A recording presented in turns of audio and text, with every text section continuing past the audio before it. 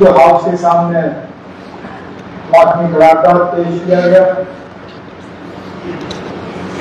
उसके हक में बोलने खड़ा हुआ। 7 वो हस्तियां जिनका या तो इस हाउस से या अपर हाउस से या जम्मू कश्मीर की हुकूमत से ताल्लुक रहा हो, जनाब सत्यपाल मलिक साहब, कुलचैन चारक साहब, दीनानाथ भगत साहब, गुलाम नबी शाहिद साहब, रमेश अरोड़ा साहब, फरहान खान साहब और सुल्तान पंडितपुरी साहब। इनमें से कई ऐसे हैं जिनके साथ काम करने का मौका मिला, मुझे कहीं से जानने का मौका मिला। एक आध जिनसे मैं कभी मिला नहीं,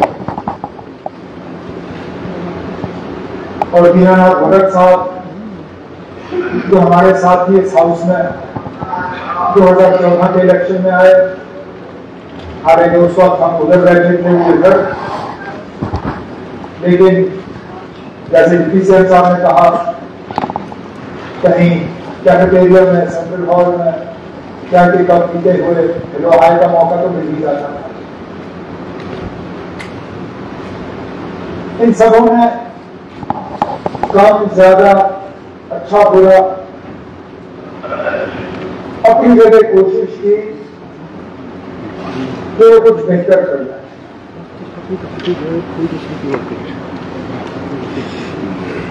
हम में से कोई ऊपर वाले की तरफ से भेजा हुआ फरिश्ता है। जाने अनजाने गलतियां सबसे हो जाती है, हमसे भी हुई। और इसलिए मैंने कहा आज इनकी बारी है, कल हमारी बारी है। तब वो हमें से किसी को नहीं माने, लेकिन इतना तो हम मान के चलते हैं कि इस दुनिया को कभी ना कभी हमने छोड़ के जाना है। ये हाउस होगा, यहाँ पर मेंबर होंगे, हुकूमत होगी, ऑपोजिशन होगा, इसी तरह हमें भी याद किया जाएगा। और उम्मीद की जाती है कि हमसे पहले जो इन कुर्सियों पर बैठे थे, जो इन कॉरिडोरों से गुजरे, जिन्होंने जम्मू कश्मीर के लिए कुछ करने की कोशिश की, उनसे हम कुछ सीखें।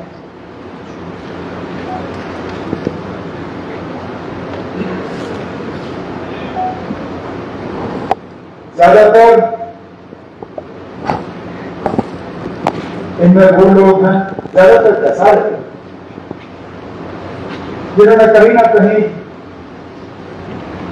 इलेक्शन के जरिए सियासी पार्टियों के साथ जुड़कर लोगों की खिदमत की। सबसे ज्यादा तो सत्यपाल मलिक था,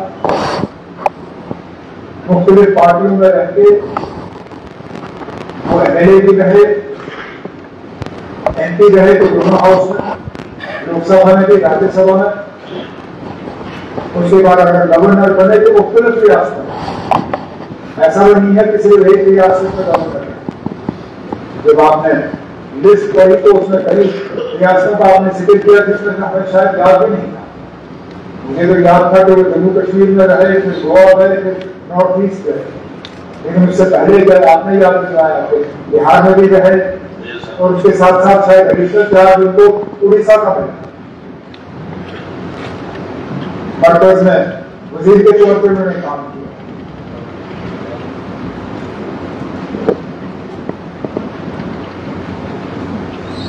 सब जो है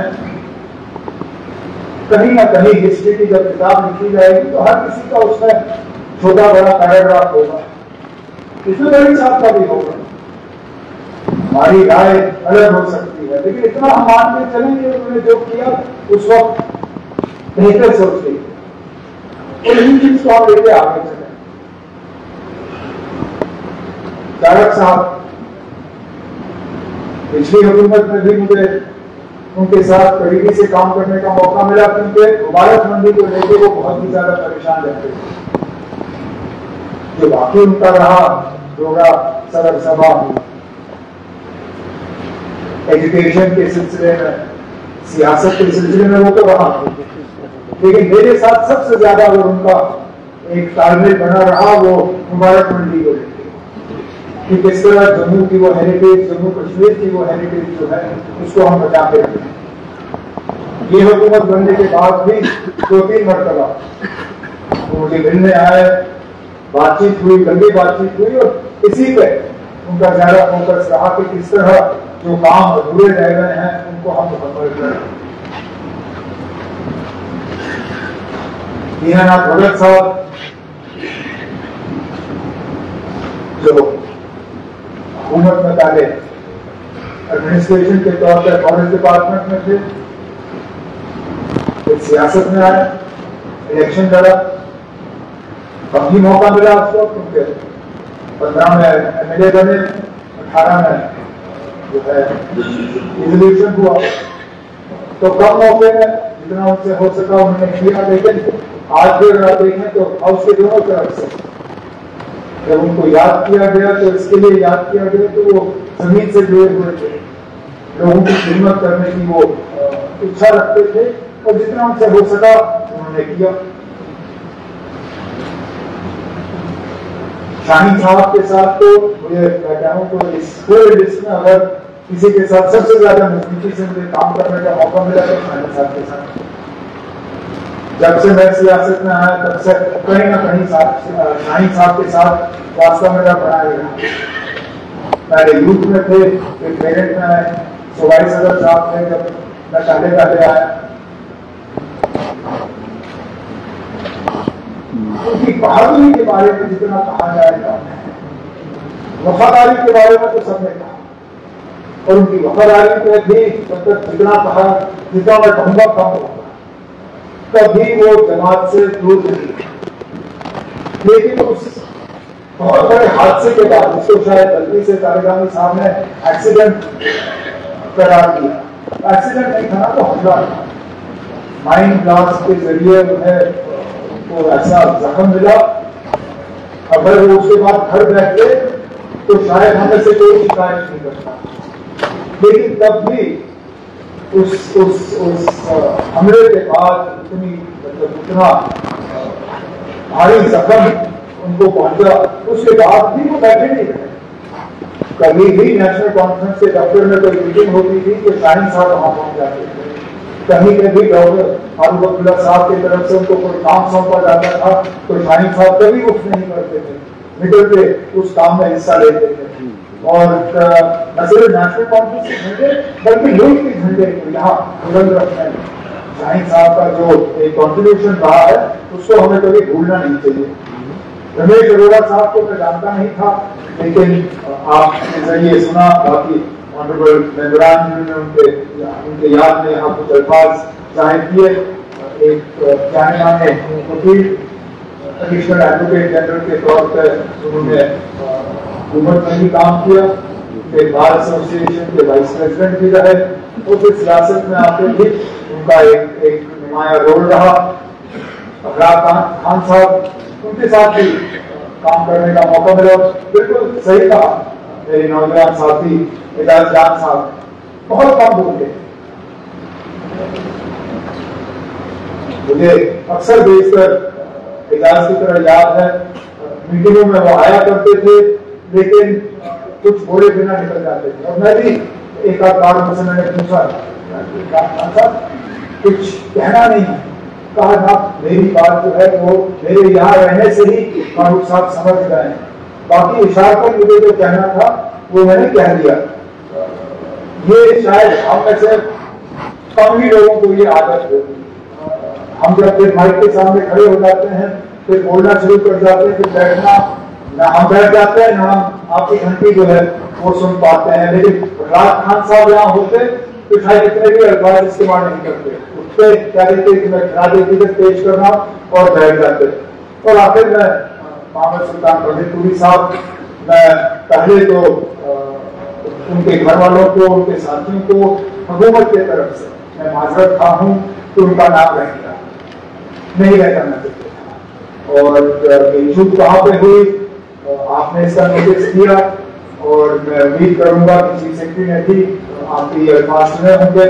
मैं चाहूंगा कि इसमें एक एक्सप्लेनेशन दिया जाए कि अगर डिस्ट्रिक्ट से ये इतना बांधी गई तो ये नाम रह क्यों गया। ऐसा नहीं है कि इनको वो जानते नहीं थे, 90 साल की उम्र थी, आज राजकुमारी से लेके आज तक वो सियासी मैदान में जुड़े रहे और उनका नाम रहने जाना चाहिए था।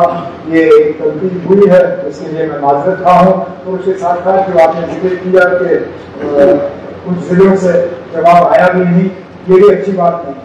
हाउस को इस तरह लाइटली नहीं लिया जाना चाहिए और मैं उम्मीद करूंगा कि चीफ सेक्रेटरी की तरफ से उनसे एक्सप्लेनेशन जरूर दिया जाएगा।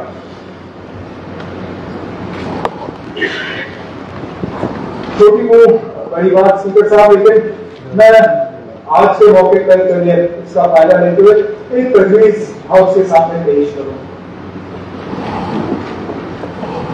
क्यों ना हम भी अपने काम करने के तरीके को थोड़ा बदल रहे हैं। मैं जब नया नया पार्लियामेंट में गया था तो पार्लियामेंट में भी ओबिचुअरी रेफरेंसेस का तरीका यही था। स्पीकर साहब की तरफ से ओबिचुअरी रेफरेंसेस वोट की जाती थी, फिर ऑनरेबल मेंबरान जो है तकरीर किया करते थे, लंबा सिलसिला चलता था, फिर हाउस एडजर्न किया जाता था और एक दिन हमारा उसमें निकल जाता था। उसके बाद एक किसी को शायद अकल आई या किसी ने सोचा कि ये पार्लियामेंट के वक्त का सही इस्तेमाल नहीं है और तरीका बता दिया गया है। स्पीकर साहब की तरफ से अब ओबिचुअरी रेफरेंस वोट की जाती है, कोई तकरीर नहीं होती। स्पीकर साहब उस वक्त तमाम ऑनरेबल मेंबर से गुजारिश करते हैं कि वो अपने निशस्तों पर खड़े होकर 1 मिनट की खामोशी इख्तियार करें और उसके बाद अगर कोई सिटिंग मेंबर हालांकि इन दिनों में अपनी जान न खो गया तो फौरी तौर जो है क्वेश्चन आवर शुरू हो जाता है और हाउस का वक्त जो है वो रह नहीं जाता। अगर सिटिंग मेंबर जो है वो नहीं रहता तो फिर हाउस को जो है उस दिन के लिए एडजर्न किया जाता है। मैं अपनी जगह से आपके सामने ये तजवीज पेश करता हूँ कि क्यों ना हम भी इस पर गौर करें, बजाय ये कि हर पार्टी की तरफ से 3-3, 4-4, 5-5 लोग वही चीजें दोहराएं। कभी कभी कुछ तलखी बातें होती हैं, इसमें फिर सियासत आ जाता है। हम सियासत ना लेना, कहीं ना कहीं हमारी बुरी आदत है, हम हर चीज में सियासत ला ही देते हैं। अब यहाँ से इमरजेंसी की बात आई तो वहां से किसी और चीज की बात आ जाती है। इस चीज से बचने के लिए बेहतर यही होगा कि स्पीकर साहब भी ओबिचुअरी रेफरेंस पढ़ें, हम उस ओबिचुअरी रेफरेंस में 1 मिनट की खामोशी तैयार करें और फौरी तौर क्वेश्चन आवर करके इन लोगों को सही खिलाते यही होगा कि हम काम अपना ना रोकें, काम हमारा चलता रहे और उनको भी हम सही अल्फाजों में याद कर सकें। ये मेरी एक सजेशन सही होगा। बाकी मालिक हाउस के आप हैं, आप इस पर गौर करिए, लेकिन अपने तरफ से, अपने साथियों की तरफ से, हाउस की तरफ से मैं इन 7 हस्तियों को खिराज पेश करते हुए आपसे इजाजत चाहता हूँ। शुक्रिया।